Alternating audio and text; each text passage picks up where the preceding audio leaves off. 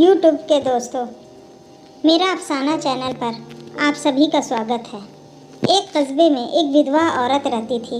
उसका एक बेटा था जिसके पालन पोषण की सारी जिम्मेवारी उसके कंधों पर थी। वो अपने बेटे को पढ़ा लिखा कर एक बहुत बड़ा आदमी बनाना चाहती थी, इसलिए उसने उसका दाखिला कस्बे में सबसे अच्छे स्कूल में किया। वह दिन रात मेहनत करती ताकि बेटे की स्कूल की फीस दे सके। लड़के के स्कूल के बच्चे उसकी माँ के बारे में जानते थे। वे सब उसे अंधी का बेटा कहकर चिढ़ाते थे। लड़का इससे बहुत परेशान था। उसे अपनी माँ पर शर्म आने लगी। वह उसके साथ कहीं भी आने जाने से कतराने लगा था। जब लड़का बड़ा हुआ तो उसकी शहर में अच्छी नौकरी लग गई। उसने अपनी माँ से वादा किया कि शहर में मकान लेकर वह उसे लेने आएगा, लेकिन वह शहर गया तो फिर लौटकर वापस नहीं आया। उसकी अंधी माँ उसका इंतज़ार करती रह गई। कई महीने बीत गए, लड़के की कोई खबर नहीं आई।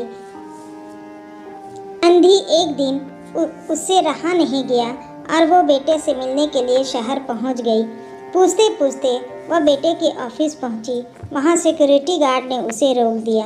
अंधी औरत ने गार्ड को अपने बेटे का नाम बताया और बोली कि उससे जाकर कह दो कि गांव से कोई मिलने आया है।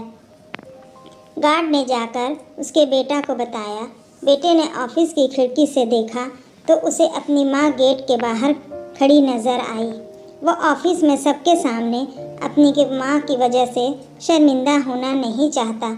उसने कहला दिया कि ऑफिस में नहीं है। अंधी औरत वहाँ से चली गई। शाम को वह लड़का ऑफिस से घर जाने के लिए निकला। रास्ते में एक जगह काफ़ी भीड़ जमा थी। वह अपनी गाड़ी रोककर भीड़ के पास पहुँचा तो बीच सड़क में अपनी माँ को मरा हुआ पाया। उसके हाथ में एक चिट्ठी लिखी थी जिसमें लिखा था, बेटा बड़े दिन हो गए थे, तेरी कोई खबर नहीं मिली। चिंता हो रही थी इसलिए तुझसे मिलने चली आई। तू तो अब बड़ा आदमी बन गया है। तुझसे मिलना अब शायद मुझ गरीब की किस्मत में नहीं है, लेकिन मैं बहुत खुश हूँ तेरे लिए। तूने अपना ही नहीं मेरा सपना भी पूरा किया। मलाल है कि तेरी तरक्की देख नहीं सकती। काश बचपन में तेरी आंखों का सरिया ना घुसा होता और मैं तुझे अपनी आंखें ना देनी पड़ती तो तेरी तरक्की अपनी आंखों से देखकर सुकून से मरती।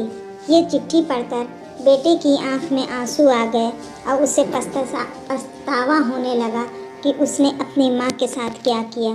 तो दोस्तों, आपको ये कहानी कैसी लगी आप कमेंट बॉक्स में ज़रूर बताइए। और हाँ, आप मेरे चैनल को सब्सक्राइब कर लीजिए। कहानी पढ़ने और सुनने के लिए आपका बहुत बहुत धन्यवाद।